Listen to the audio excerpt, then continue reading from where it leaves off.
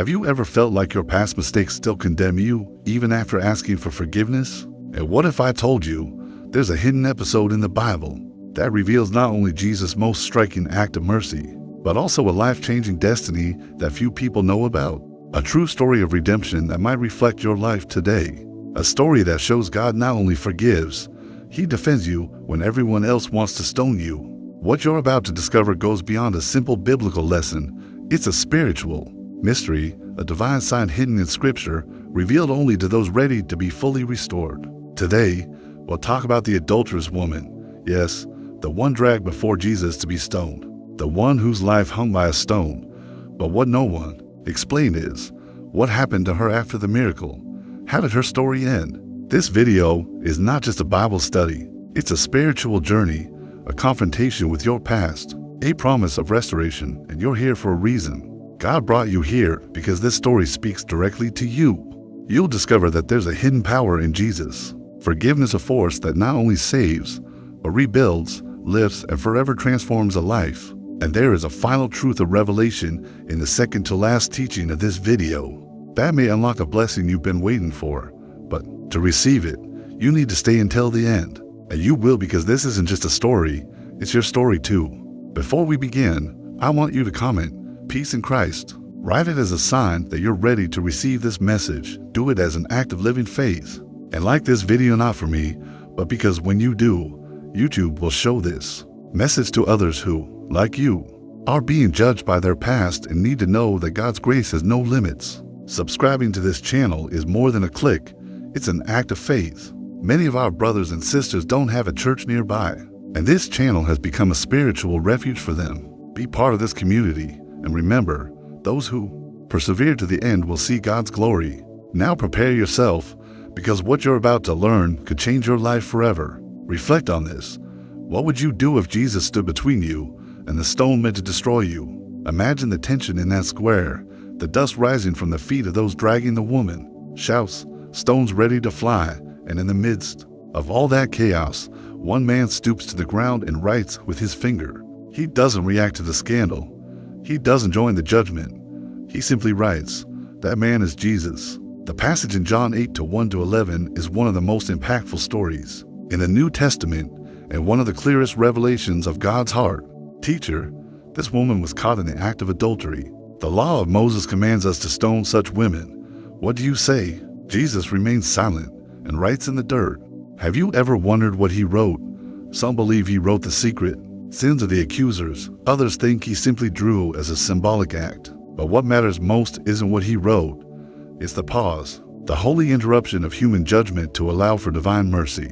Then he stood and said, "Let him who is without sin among you be the first to throw a stone at her." One by one, they walked away. Jesus, left alone with her, asks, "Woman, where are your accusers?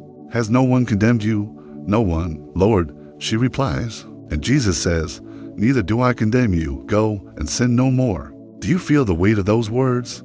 Jesus didn't ignore the sin. He shattered the condemnation. That woman became a living witness of grace, and today, so can you. There's something profoundly mysterious about this story. The woman is never named. We don't know where she came from, who she was, or what happened to her afterward. And yet, her story still changes lives today. Why? Because her anonymity was intentional. She wasn't forgotten, she was symbolic. Because by not naming her, God allows her to represent all of us. She could be you, she could be me, she could be anyone who's ever been caught in sin, standing exposed before God with nothing but shame. And what if I told you that you are in that story? Because it doesn't matter how far you've fallen. It doesn't matter who's judged you, abandoned you, or betrayed you. Jesus doesn't need your name to defend your soul. He knows your heart. In Revelation 17, there's a beautiful promise to the one who overcomes. I will give a white stone with a new name written on it, known only to the one who receives it. That woman unnamed, publicly humiliated, was given a new destiny without condemnation. Throughout Scripture, God changes names and stories. Abraham becomes Abraham, Jacob becomes Israel, Simon becomes Peter, Saul becomes Paul. And this unnamed woman becomes a symbol of eternal grace. You may feel like you've lost yourself, that you no longer recognize the person you've become, but God does not call you by your past. He He calls you by your purpose, and even if the world forgot your name, heaven is preparing a new one for you. Jesus didn't just save her from death. He restored something even she didn't know she had lost, her dignity. If you've lost yours, he can restore it. And if your name has been buried under shame, he's already writing a new one. For the invisible legacy of a restored woman, many wonder, what happened to the adulterous woman after her encounter with Jesus? The Bible is silent, but that silence speaks volumes to the heart willing to hear. We don't know if she returned home, if her community forgave her, if she married, had children, or became a disciple. But one thing we do know, she was one of the only people in history to hear Jesus say, "Neither do I condemn you." That changes everything when Jesus defends you publicly. When he looks into your eyes and offers freedom, you don't walk away unchanged.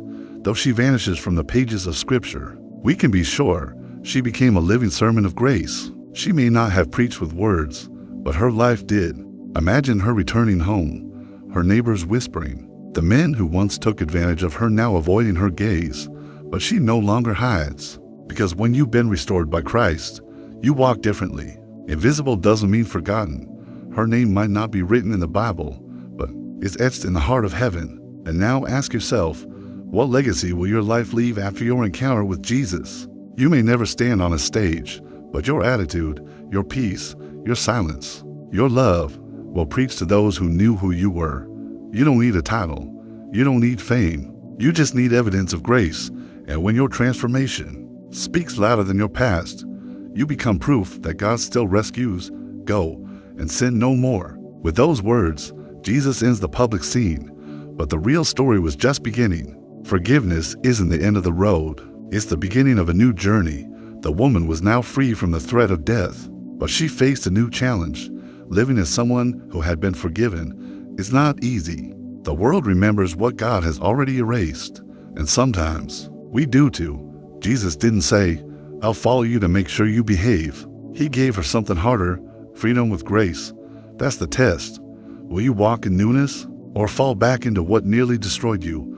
Perhaps you to have been shown mercy, but are you moving forward or still bound by shame? Forgiveness is not a destination. It's an invitation to transformation. When Jesus says, "Go and sin no more," he isn't just setting a rule. He's offering a new identity. You've been spared. Now, live like someone who's free. You're surrounded by people. They know your worst sin. You're no longer called by name. You're called by your shame. But then a voice calls you, and it's not the voice of the priest, not the crowd. It's the voice of the Son of God. And what he says breaks shame forever. Jesus doesn't call her sinner. He doesn't say adulteress. He says woman, the same word he used to speak to his mother from the cross. In that one word, he gives her back her dignity. Jesus doesn't label you by your mistake. He calls you by who you are in heaven. And today, while you listen to this, that same voice is speaking, not in anger, but with love. In Isaiah 43:1, God says, "Do not fear, for I have redeemed you. I have called you by name. You are mine." Maybe others have renamed you with shame, but Jesus calls you beloved. His voice is your turning point. When he speaks your name, the chains break, and in that moment, you begin to walk not in guilt, but in purpose. Many think that to preach, you need a pulpit, that to serve God, you must be inside a church, that to impact lives, you need to be a pastor or theologian. They're wrong. A restored life is the most powerful sermon there is. We don't know exactly what the adulterous woman did after Jesus forgave her, but one thing is certain, she never lived the same again. What if her silence was her message? What if her transformation was her ministry? What if the simple change in her eyes made others ask, who is this Jesus who defended her? Because when someone is truly touched by Christ, they don't need to convince with words. Their life says it all. Imagine her returning home. Maybe she had children, and they saw that mom no longer cried herself to sleep. Her eyes, once dimmed by shame, now reflected peace. Maybe her neighbors noticed she no longer hid, but now walked tall, not in pride, but because she had been forgiven. This can be you. You don't need to defend Jesus. He already defended himself before all. What the world needs to see is how Jesus defended you. Are you still the same person after that encounter with him? Or now, is there peace where there once was guilt? Is there joy where there once was sorrow? That is the fruit of a true restoration. a silent transformation that the world can't deny. Remember Matthew 5:16, "Let your light shine before others, that they may see your good deeds and glorify your Father in heaven." When you heal, others dare to heal. When you walk in freedom, others believe they can too. When you serve from your scars, others see that their wounds can also have purpose. The adulterous woman wasn't just saved from death. She was released into a new mission. So are you. You may not preach with a microphone, but one day, someone will approach you and say, "There's something different about you. What happened to you?" And your answer will be simple, yet eternal. I met Jesus. When Jesus said, "Go and sin no more," he didn't erase her memory. He didn't rewrite her past, but he redeemed her pain. And that's what many of us miss. We want God to heal us, but we also want him to erase every trace of the past. He doesn't always do that. Sometimes the scars are sacred. Even Jesus, after rising in glory, still bore his scars. When he appeared to Thomas, he didn't point to his crown or his throne. He showed him his wounds. "Put your finger here. See my hands." John 20:27. Why didn't he remove them? Because those wounds speak louder than any sermon. They are proof of love. What if your wounds also speak?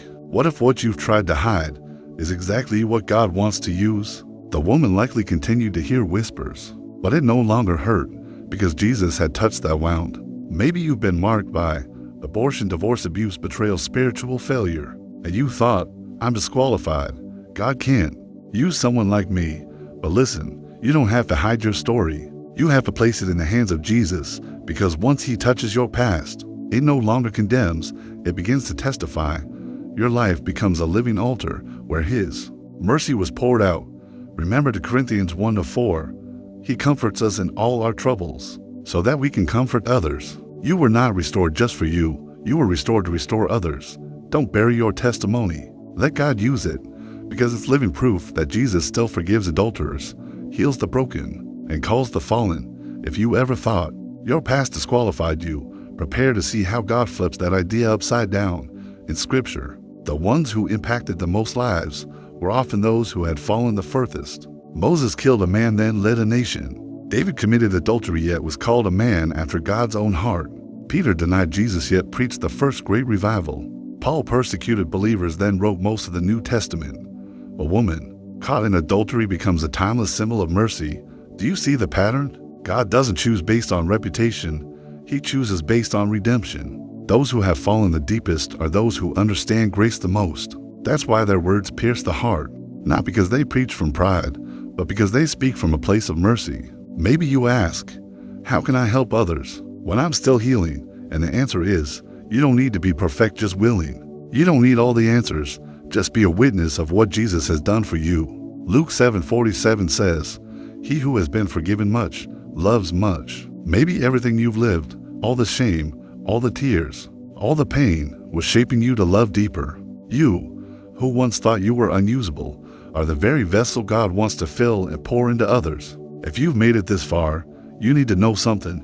You're not just anyone. Very few people stay to the end of a message like this, but you did, and that says something about you. It means you're hungry. It means the Holy Spirit is stirring something inside you. It means there's a heavenly anointing over your life. Through the story of the adulterous woman, God has shown you are not defined by your mistakes. Your scars have a purpose. You were chosen not despite your past, but because of it. Hear this, your name is written in heaven. The world may have forgotten you, but the King of Kings knows your entire story and still calls you by your real name.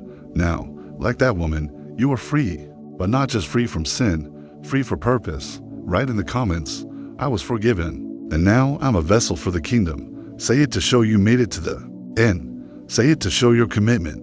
Say it so I know who the chosen ones are who finish these journeys with me. Share this video, because someone else needs to know that grace is still available. That even if the world has condemned them, Jesus hasn't. Subscribing to this channel isn't just support. It's building a spiritual refuge for those without a church, without a guide, without hope. And stay just a bit longer. Let the music minister to you. Close your eyes. Whisper to the Lord, "Thank you for not throwing the stone at me." Don't cut this moment short, because God may still be speaking. And always remember, if Jesus didn't condemn you, no one else can.